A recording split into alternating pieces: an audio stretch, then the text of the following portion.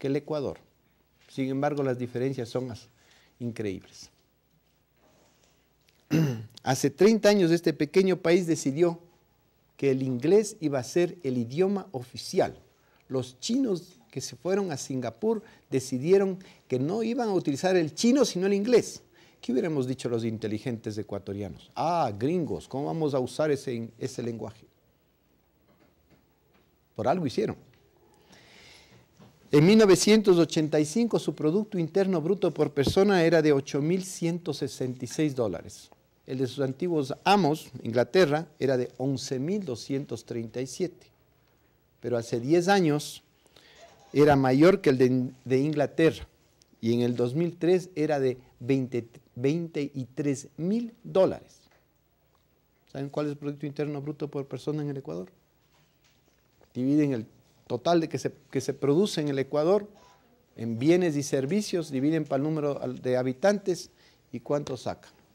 Alrededor de unos 3.000, depende cómo calcula. El de Singapur es de 23.000. El Ecuador no pertenece al mundo moderno de América del Norte o Europa o a estos nuevos que se están creando en la China o la India.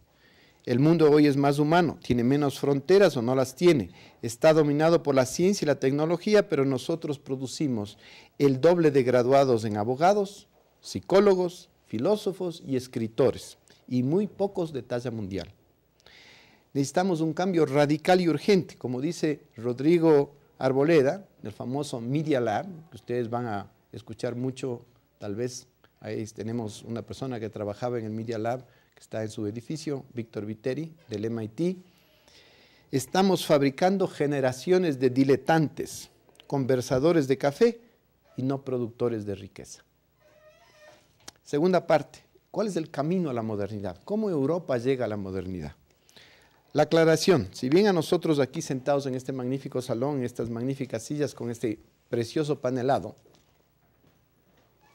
no nos parece que habría una brecha mental. Para la mayoría de América Latina la hay.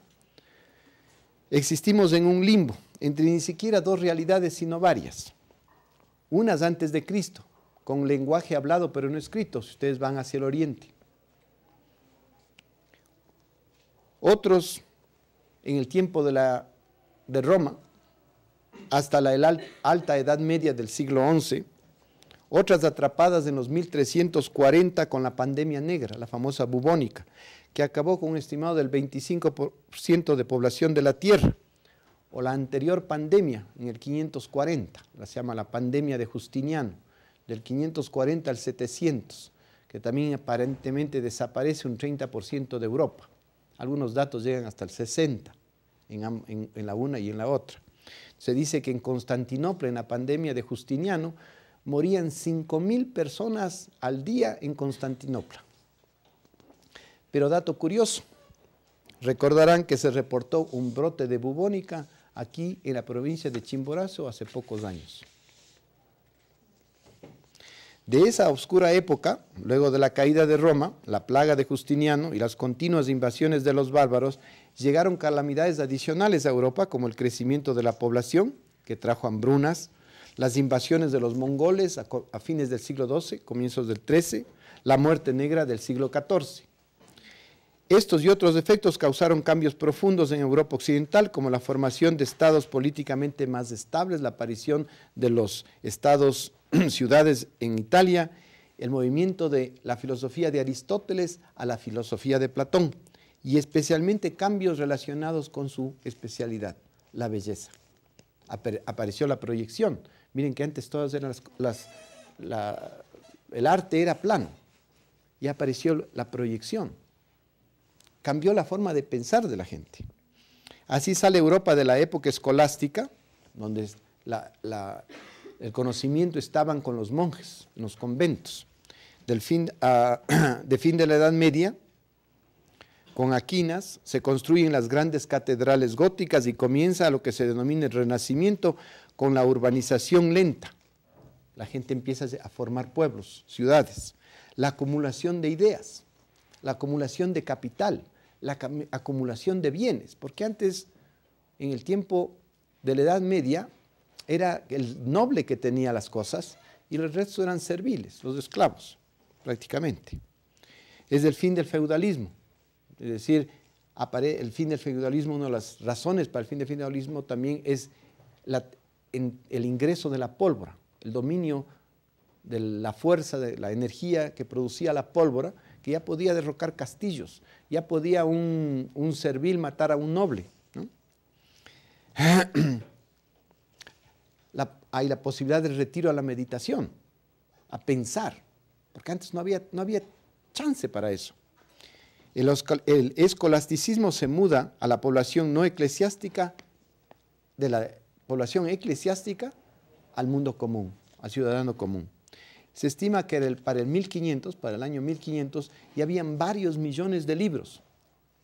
Johannes Gutenberg publica la Biblia en 1451 y las primeras prensas llegan a Italia en 1465 y a París en 1470.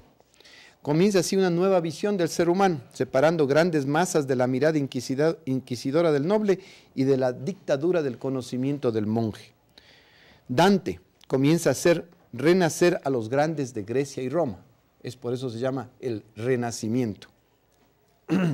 Pero el símbolo de todo esto es Petrarca. Petrarca es el que trae a los griegos y trae a los romanos al frente del conocimiento en el siglo XIV. Él reemplaza también a Aristóteles por Platón y es seguramente el primero en que denomina oscurantismo a los 1000 años que le precedieron, desde la caída de Roma en el siglo V, los 400, hasta su siglo XIV. Pero es Florencia. Florencia es la cuna de la ciencia y de las artes, como dice ese otro humanista Marsilio Ficino en 1492, cuando Colón estaba llegando acá. Dice, este siglo, como una época dorada, el siglo XV, ha restaurado la luz a las artes liberales, que estaban casi extinguidas: gramática, poesía, retórica, pintura, escultura, arquitectura y música. Y todo eso en Florencia. Este siglo parece que perfeccionó la astronomía. Florencia ha traído la enseñanza platónica de la oscuridad a la luz. Y más allá dice, y en Alemania, allí han inventado los instrumentos para imprimir libros. Es en Florencia donde aparece más fuerte este sentido de individualismo y reconocimiento de capacidad creadora del individuo, y donde la acumulación de ideas y bienes se hace más fuerte. O sea, es allí donde está el comienzo del capitalismo o la libertad de hacer. Todo esto, sin embargo, con el tremendo condicionamiento de 15 siglos de religiosidad. Son los humanistas que buscan separar a lo religioso de lo secular. Desiderius Erasmus, o Erasmo de Rotterdam, el humanista del norte de Europa, critica las ideas religiosas en su libro Elogio a la tontera, buscando inculcar la visión humanista de amor, bondad y paz en rechazo de la del ritual pedante, la religiosidad de las indulgencias, la adoración de imágenes y demás actividades irrisorias, decía él, como adivinar cuántos ángeles caben en la cabeza de un alfiler, que ese era un tema de la filosofía del tiempo. Según algunos autores, la plaga negra causa la muerte de gran parte de la clase religiosa. Era tan fuerte la bubónica, porque aparecían bulbos, pues se llama bubónica, y negra, porque se volvía el cuerpo negro, que los monjes se acostaban tan sanos como estamos nosotros y no despertaban, se habían muerto. Y toma fuerza la creatividad del individuo, del ciudadano en formación, y se instaura una búsqueda interior alejándose de la iglesia y facilita que a comienzos del siglo XVI Lutero y Calvino rompan el dominio de la iglesia. La revolución de las ideas está en plena boga en el siglo XVI, los 1500, pero también es el siglo del renacimiento en la economía y los primeros pasos de la apertura más comercio, de una contabilidad más exacta. Y empezaron a llevarse récords de cuándo salía el barco, qué productos traía, cuánto traía, a un haber y un deber. Antes no había eso. Es decir, aparece el capitalismo y la riqueza. Y una ciudad típica de eso es Antwerp. En Antwerp es un ejemplo del crecimiento, triplicó más o menos en ese siglo la población, se volvió centro financiero de Europa, es el centro de la tela que venía de Inglaterra, la distribución de cobre y plata de las minas de Alemania y las especerías que venían de Portugal.